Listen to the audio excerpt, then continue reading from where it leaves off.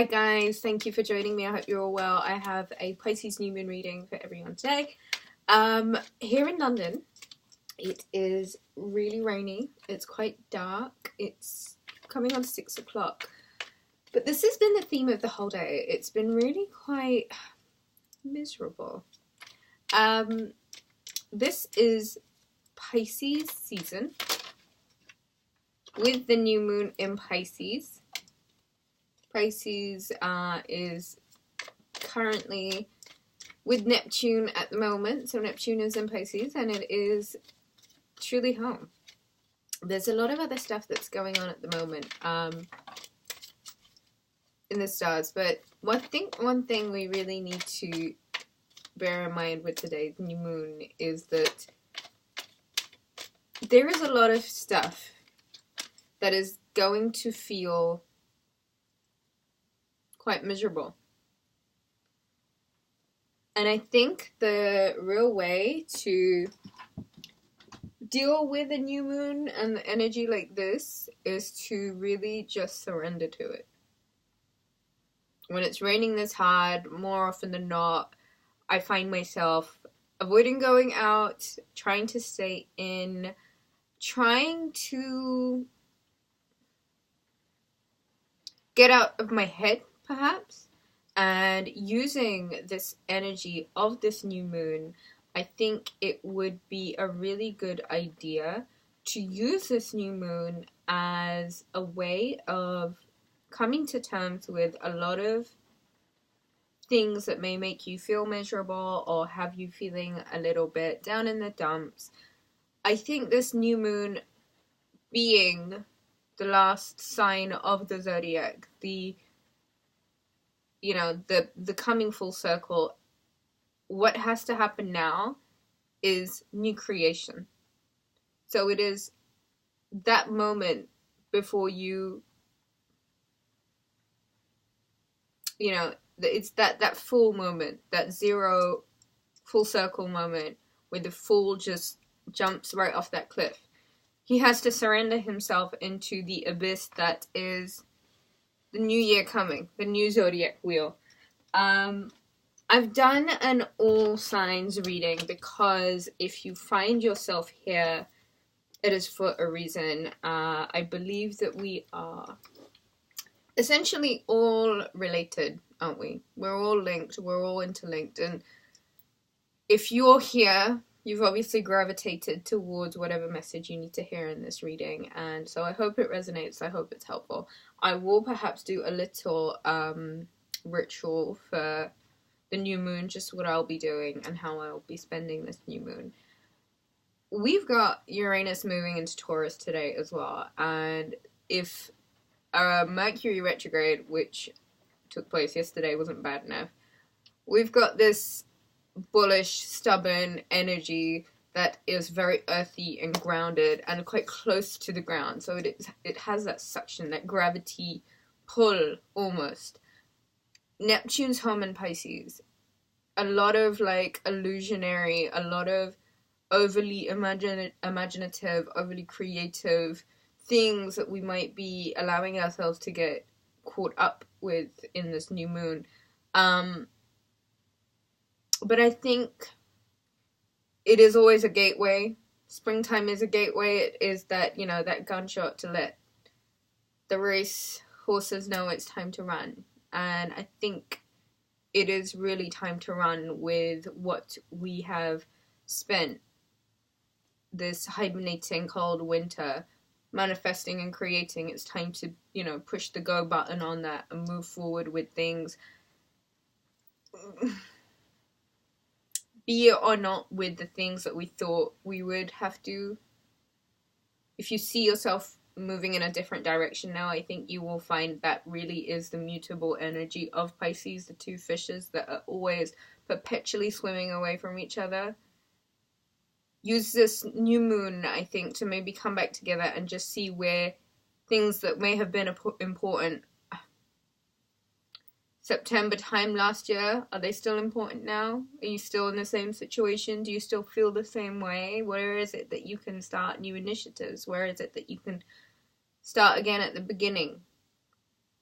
Pisces, I think, always comes with this level of unsurety. I tell you why. I have a Pisces moon. I have a Pisces mother also.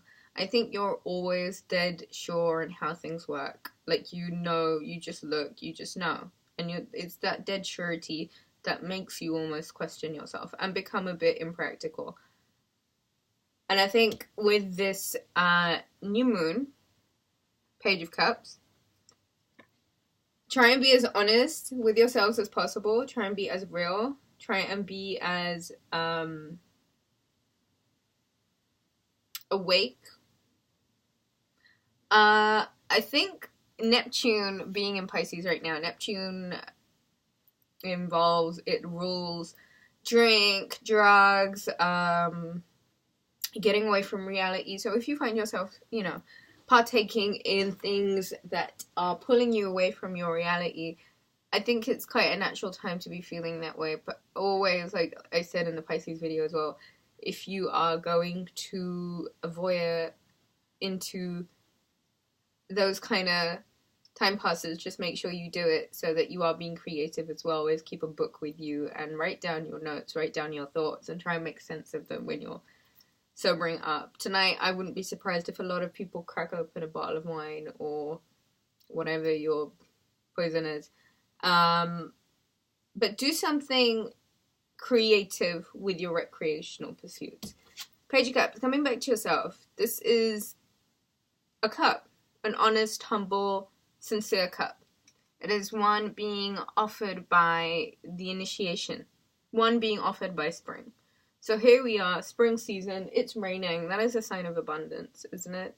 On this new moon, use it to be quite honest with yourself. Maybe journal, maybe take some time out to write your intentions for the year to come. Great time to sow some seeds. New way of looking at things. Try and see where it is that you can use this Uranus energy in Taurus, something that would have been stuck, something that would have been still, and use it to add like a humble, noble approach to it, and see where it is that you can go in terms with making yourself feel motivated. Cups energy is very much youth. It's youthful. It's impressionable, but it's also got a lot of sass to it. So this creative floundering energy is definitely one to capitalize in on, I think. We've got here the King of Pentacles. Saturn is in Capricorn at the moment, and Uranus has gone into Taurus. This is a lot of very earthy energy. This is a lot of energy of tangibility, like tangible things that we have. Materialistic, monetary things. And I think this season in particular, not just with this new moon, but this season in particular will really have you gearing towards the achievement of tangibility, of material things. And that's not always necessarily a bad thing. I think Pisces is one of those signs that needs to be moving. And in order to really not get so caught up in the illusionary aspects of Neptune being home in Pisces, it's always nice to get involved in things that you think can bring you, you know, fruition, things that can bring you monetary possessions, things that, like Bitcoin. Bitcoin is a big thing. Taurus, Uranus has gone into Taurus and everyone's talking about Bitcoin, and I think it's quite funny also, like the run into Uranus going into Taurus, even Mars going into Taurus, like a lot of people have stopped eating beef. It's funny. But revolutionize the way that you do work, the way you earn an income.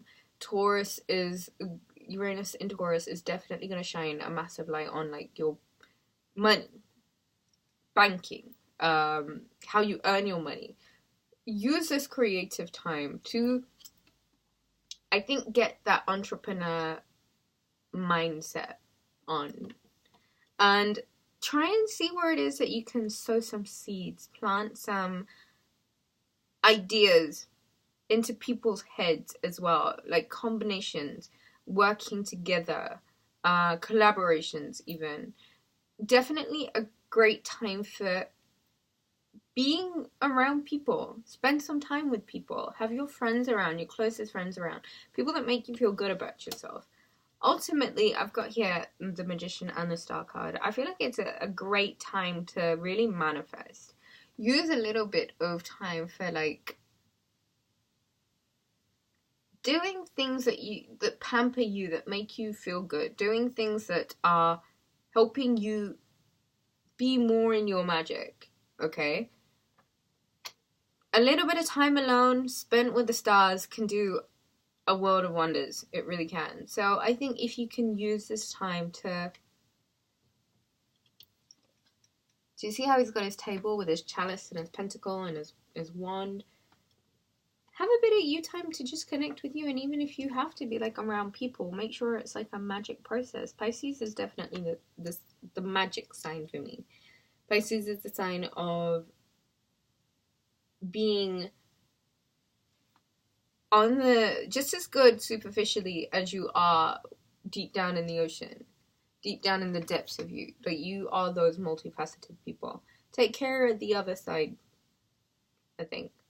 And if you are looking for some sort of Pisces season ritual to do, I would suggest a salt bath.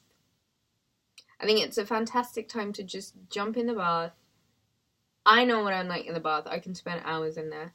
I would suggest that the stones for this particular Pisces new moon, these 3 have been in my bed for about a week or so. So I think since the moon's been waning, I've been drawn to sunstone.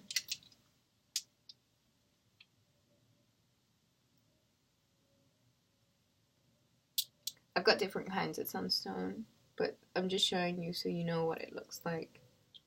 Even this one, sunstone. It's a warming stone. I think it is a fire element stone, but it's really nice because it gives you that revival energy. And I don't know what the weather's like where you are, but in London, I need a bit of heat. I need a bit of that fiery sunshine. I think carnelian's almost a bit too strong for this time. Sunstone, I think, is the one for me. So, put it in your bath.